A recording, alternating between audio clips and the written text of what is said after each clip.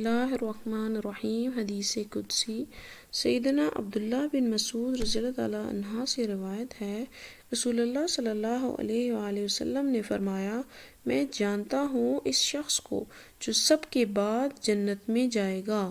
یہ وہ شخص ہے جو جہنم سے گھٹنوں کے بل گھسیٹتا ہوا نکلے گا۔ اللہ تعالیٰ اس سے فرمائے گا، جا اور داخل ہو جا بہشت میں۔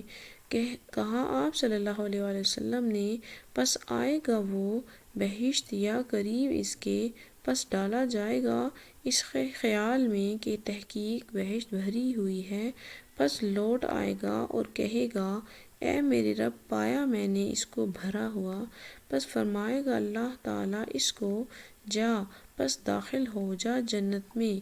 کہا آپ صلی اللہ علیہ وآلہ وسلم نے، پھر داخل ہوگا جنت میں، پھر ڈالا جائے گا اس کے خیال میں کہ تحقیق وہ بھری ہوئی ہے، پھر لوٹ آئے گا اور کہے گا، اے میرے رب، پایا میں نے اس کو بھرا ہوا۔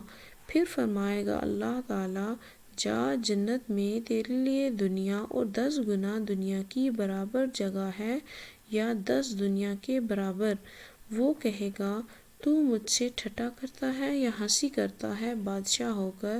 عبداللہ بن مسعود رضی اللہ تعالیٰ عنہ نے کہا، میں نے رسول اللہ صلی اللہ علیہ وآلہ وسلم کو دیکھا، آپ صلی اللہ علیہ وآلہ وسلم ہنسے، یہاں تک کہ آپ صلی اللہ علیہ وآلہ وسلم کے دانت مبارک کھل گئے، اور آپ صلی اللہ علیہ وآلہ وسلم نے فرمایا، یہ سب سے کم درجے کا جنتی ہوگا۔